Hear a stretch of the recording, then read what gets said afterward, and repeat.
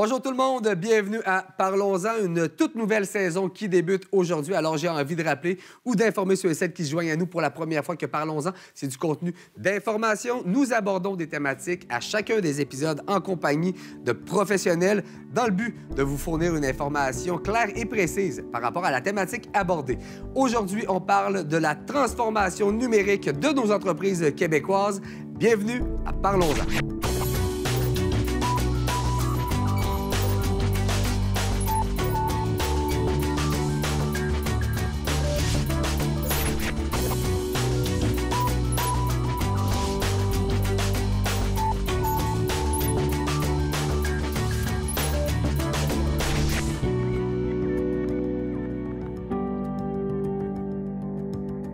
Bonjour tout le monde. Aujourd'hui à l'émission pour parler de transformation numérique de nos entreprises. Mes invités sont Sophie Marin et Annick Tardy. Sophie Marin de Innovsa. Oui, c'est ça. En bonne organisation, un petit peu, c'est quoi? Innovsa, c'est une entreprise qui vient en aide aux petites, moyennes entreprises qui veulent réussir leur transformation numérique en les outillant d'applications existantes. Donc, on offre des solutions clés en main d'applications infonuagiques pour permettre d'optimiser les opérations et l'organisation dans l'entreprise. Excellent. Annick, tu es vice-présidente chez Tomorrow. Oui, Tomorrow, c'est une agence de développement web et infonuagique. C'est des grands mots pour dire qu'on fait des sites web, des applications web, du marketing. Donc, on accompagne, nous aussi, les entreprises dans leur transformation numérique. Et on va vraiment, à partir du diagnostic, nous, on les accompagne dans la conception, dans la réalisation, puis aussi toute l'exploitation. Donc, au fur et à mesure, l'amélioration continue. Des fois, s'il y a du développement sur mesure, des choses un peu plus complexes. C'est notre quotidien. Donc, comparativement à Sophie, dans mon équipe, il va y avoir, dans notre équipe, il y a des designers, des programmeurs, des spécialistes du marketing. Tandis que de ton côté, Sophie, vous allez vraiment... je te laisse le dire. Là, on est beaucoup plus dans l'intégration d'outils existants. Donc, ce qu'on va parler un petit peu plus tout à l'heure, des outils qu'on va retrouver sur le web. On en a testé 350, donc on a une bonne...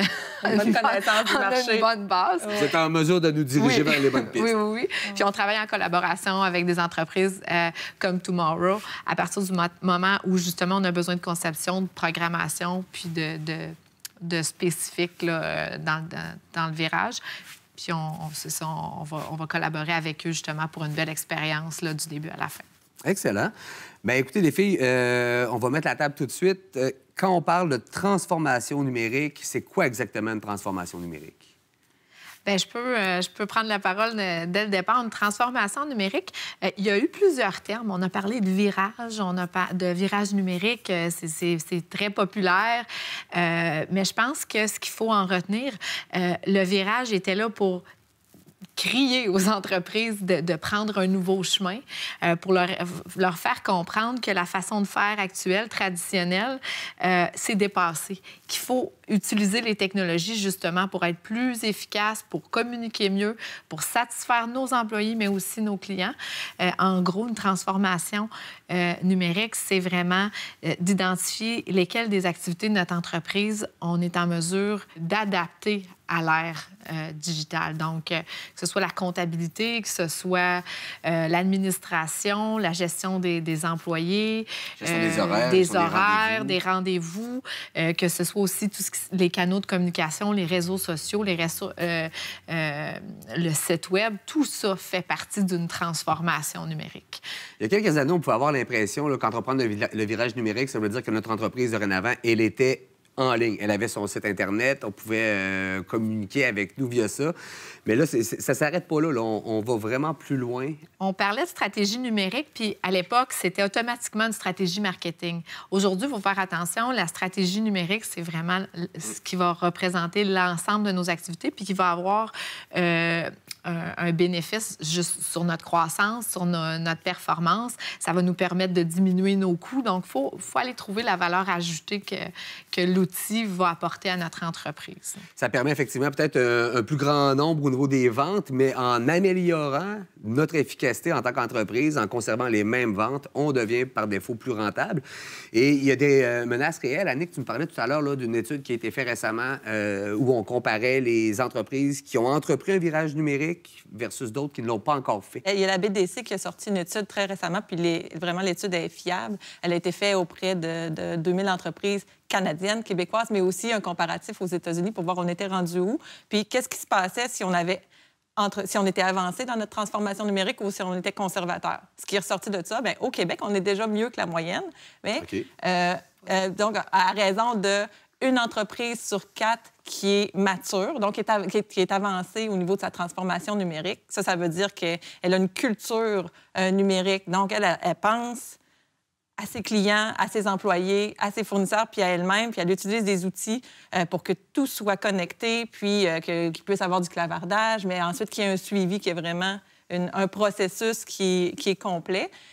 Puis elle travaille avec ses clients, puis elle travaille avec ses employés. Fait que ça, c'est la culture, mais il y a aussi le volet administratif ou opérationnel où elle a implanté des outils pour réussir à amener ces changements-là. Bien, une entreprise sur 4 est avancée dans sa transformation numérique, mais il y en a 2 sur 4, donc la moitié, qui sont conservateurs. Quand tu es conservateur, ça veut dire que tu n'as pas emboîté le pas. L'étude de la BDC démontre que tu fais plus de profit puis tu fais plus de revenus quand tu as les deux. Quand tu as la culture, tu fais plus de profit. Quand tu as juste des outils, bien, tu vas être plus rentable, mais ça ne veut pas nécessairement dire... Tu vas avoir plus de revenus, je veux dire, mais ça ne veut pas nécessairement dire que tu as plus de profit.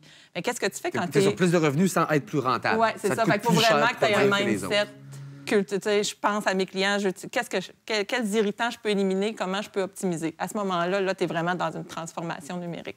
Mais quand tu es de l'autre moitié, que tu n'as pas commencé, bien là, les nouveaux joueurs qui arrivent, eux, sont déjà dans le top parce qu'ils commencent, ils implantent tout de suite des solutions intégrées. Ceux qui sont l'autre moitié, bien, il y en a beaucoup qui stagnent ou même qui voient une diminution de leur chiffre d'affaires ou de plus de problématiques, plus de difficultés à garder les employés, des clients qui partent, etc.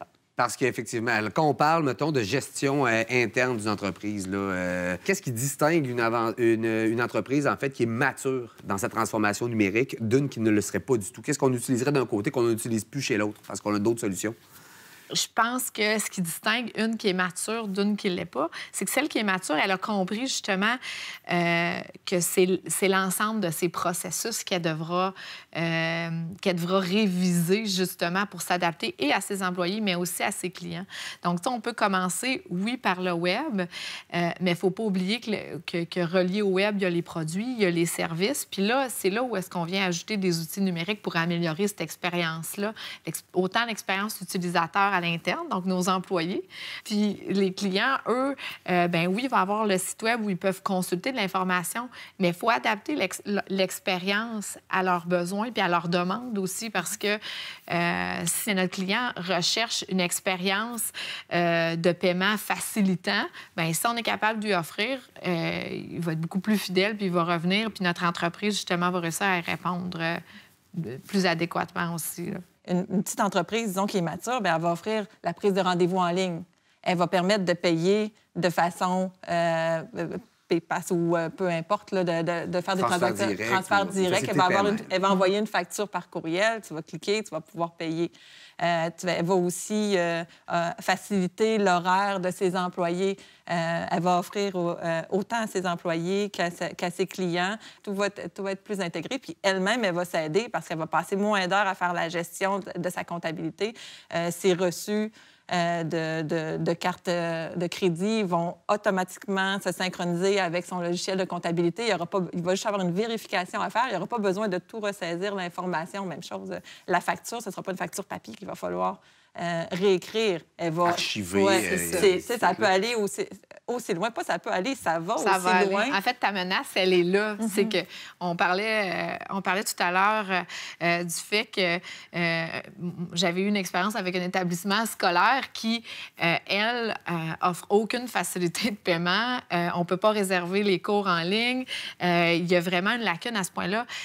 La menace, c'est de fermer. C'est que les clients demandent tellement ces outils-là que si l'établissement n'est pas en mesure de répondre à ces demandes-là de la clientèle, Bien, la plus grande menace, c'est la fermeture, c'est la survie même de ces entreprises-là. Je pense qu'il faut considérer. Je trouve que c'est un excellent exemple. Donc, quand on parle d'outils pour faire suite à ce que tu venais de dire, Annick, là, au niveau de l'organisation, comment tout devient plus facile puis qu'on devient une simple vérification, c'est qu'on a accès à des outils maintenant, en fait, qui vont permettre à l'ensemble de l'organisation de travailler sur un même projet via une application qu'on peut avoir sur notre téléphone, sur un ordi, sur une tablette.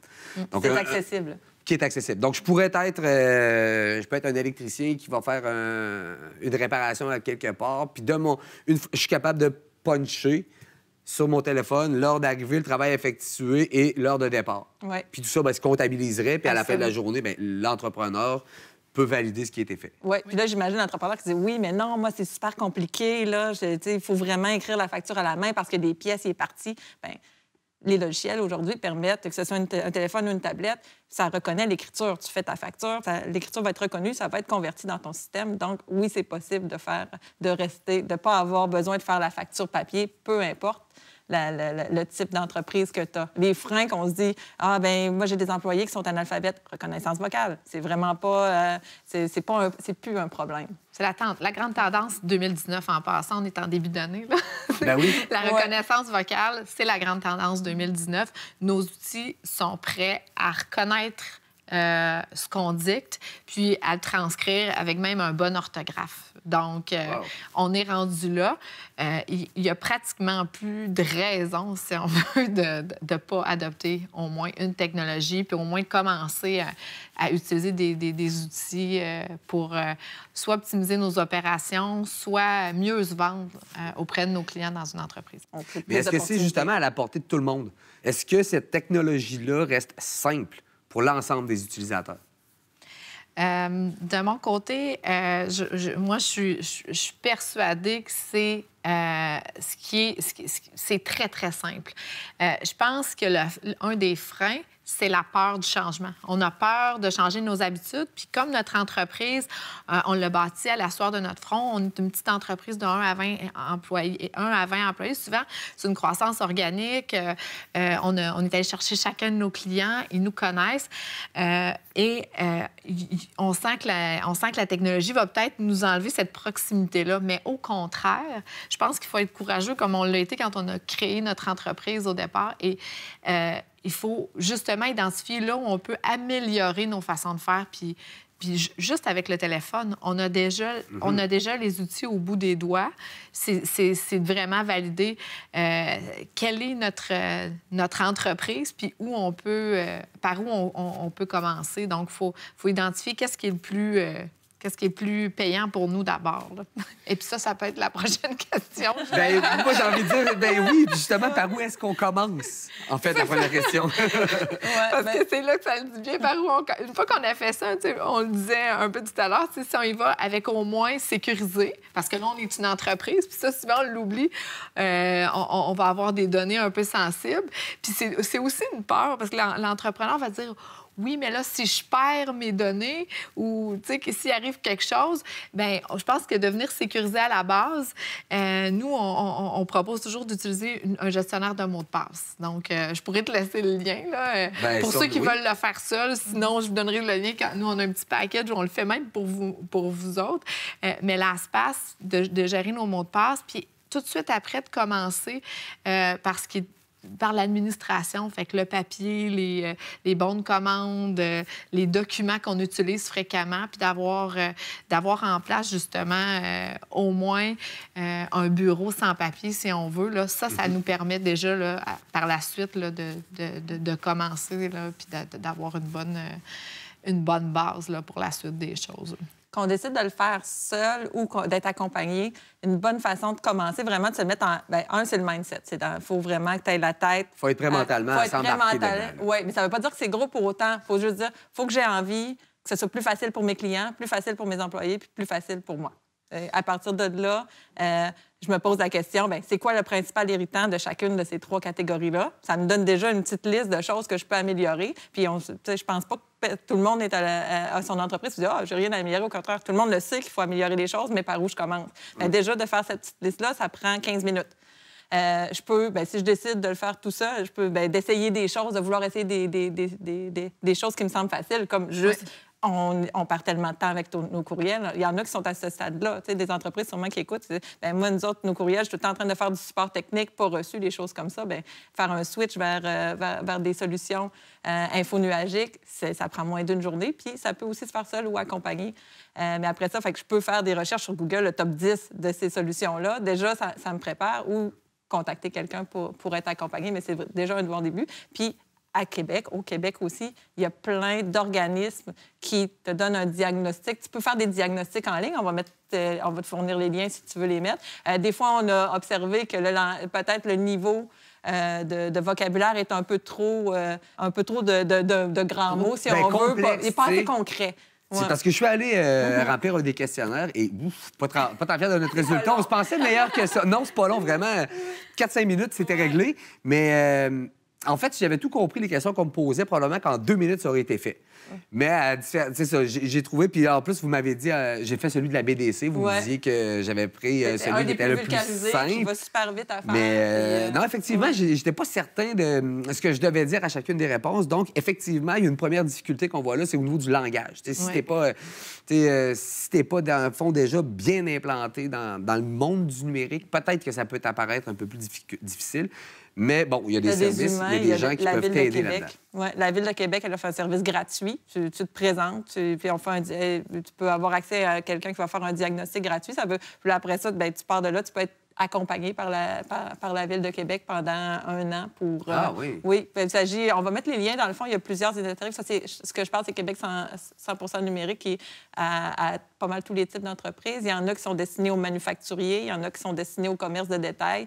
Il y a le service qui est un petit peu moins soutenu, je dirais, dans les services gratuits, l'initiative puis les subventions, mais quand même, il y a moyen de trouver quelqu'un pour accompagner. Je pourrais aussi te laisser le lien. Nous, on donne un atelier qui s'appelle « 7 façons de rater votre virage numérique » avec humour. OK. Intéressant. Donc, 7 façons, c'est un atelier justement gratuit qu'on donne dans l'édifice de la BDC les 30 de chaque mois jusqu'au mois de mars. Donc, ça pourrait être intéressant aussi parce que c'est important de se donner la chance justement de voir quelles sont les erreurs qui ont été faites puis comment y pallier puis pas les reproduire. Donc, on a voulu rendre ça un peu plus facile, un peu plus accessible. Je pense que ce qui est important de se rappeler, c'est que, oui, une des grandes façons de rater le virage, c'est de rien faire, puis de ne pas non plus avoir planifié puis compris tous les enjeux. Donc, il y a un enjeu aussi qui est un enjeu financier. Puis les petites entreprises, pour qui c'est souvent un frein, le manque de connaissances, le manque de ressources, le manque de temps, bien, justement, vont rester dans l'inaction parce qu'ils vont avoir peur que ça va leur coûter trop cher. Mais avec c'est accessible. Avec les petits outils... Puis de toute façon, si on s'informe, je pense que cette dépense-là deviendra rapidement un investissement parce qu'il y a beaucoup de bénéfices à tirer d'adopter la transformation, de passer au numérique. Il faut voir là où il y a une valeur ajoutée parce que souvent, on va regarder l'ensemble de nos activités puis là, on va dire... Bien là, j'utilise déjà un logiciel comptable. C'est peut-être pas par là que je vais commencer, mais je vais le garder en tête que ça peut s'automatiser éventuellement. Mais, tu sais, quand ma problématique, c'est vraiment la gestion de mes horaires, bien là, il y a de beaux outils ici qui sont faits ici au Québec qui peuvent être utiles puis faciliter justement cette planification-là d'horaire avec nos ressources. Et ainsi de suite, parce que ça devient...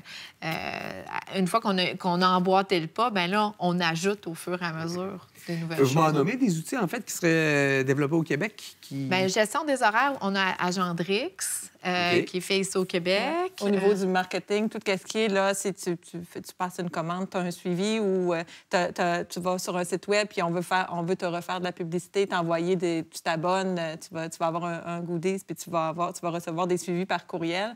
Il y a LeadFox qui est un très beau positionnement dans le monde, mais ils sont ici sur de la Ville de Québec. Ça, est-ce que c'est principalement pour le marketing ou pour l'organisation? Oui, mais c'est une expérience. C'est pas juste de faire c'est pas juste une infolette. C'est vraiment orchestré pour faire une campagne ciblée, avoir une page qui va décrire juste ce service-là, puis pousser vers l'action.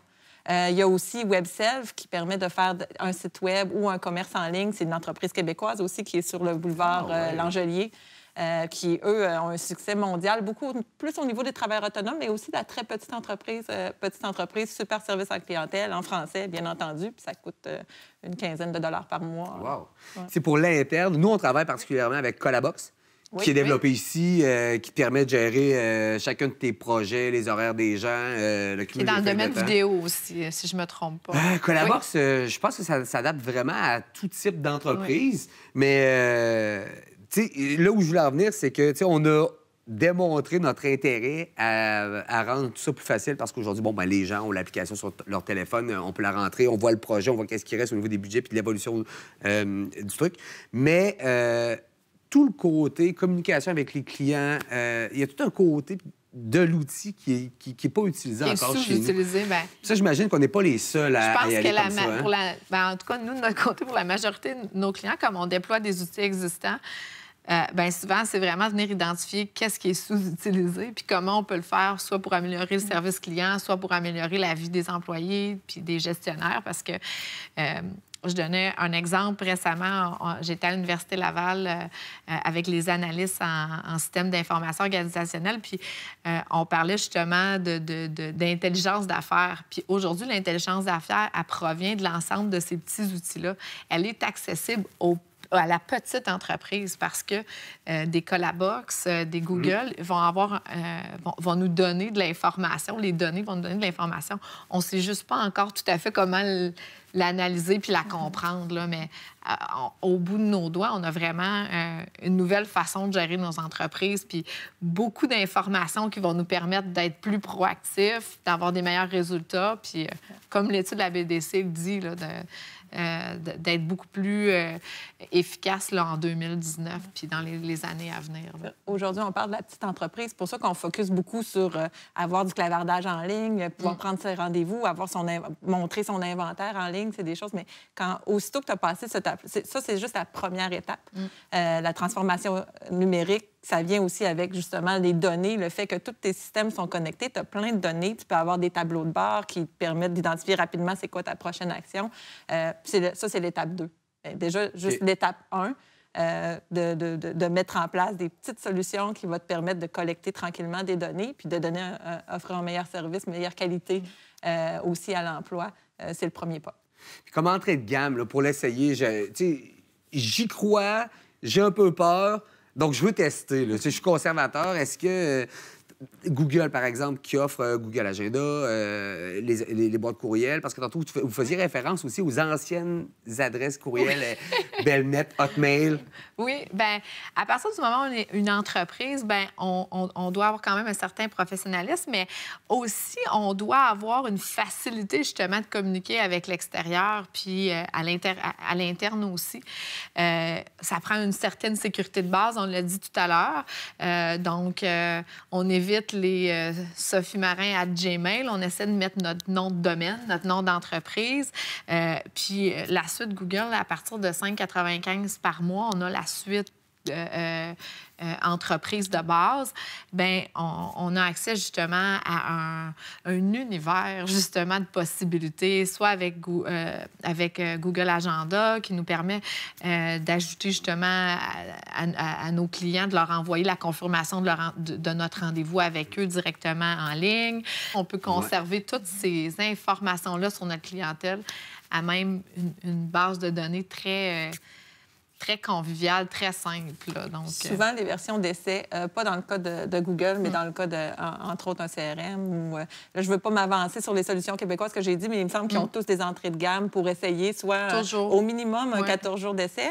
Mais souvent, tant que tu as juste un utilisateur, c'est gratuit. Ou tu n'as pas accès à certaines fonctionnalités, mais ça te permet déjà, tu peux rouler avec ça pendant facilement 1 an, 2 ans, puis faire des premiers pas avec des solutions qui ne vont pas te coûter de frais. Ce qui va te coûter, c'est ton temps pour l'apprentissage. Tu décides de le faire par toi-même. Maintenant, les logiciels qui existent à peu de frais par mois, bien, ils vont te permettre de gérer l'horaire de tes employés. Et il va y avoir une certaine intelligence qui va pouvoir, si tu actives la fonction, de t'organiser le plus logiquement possible, mais de donner de l'autonomie aussi à, si tu veux, que ton employé soit plus satisfait. Mais il peut arriver s'il y a 3 jobs super plates, puis il veut peut-être alterner, s'il y a de la latitude, bien, tout ça, ça a des avantages pour tout le monde. Puis cette solution-là, en plus, elle va envoyer un message texto à ton client qui dit que la personne s'en vient, puis tu vas pouvoir le faire payer directement à partir de l'interface. Donc, il y a quand même des possibilités. Puis on s'entend que dans l'exemple que tu as donné, l'économie est assez évidente là, au niveau du temps, des frais de déplacement.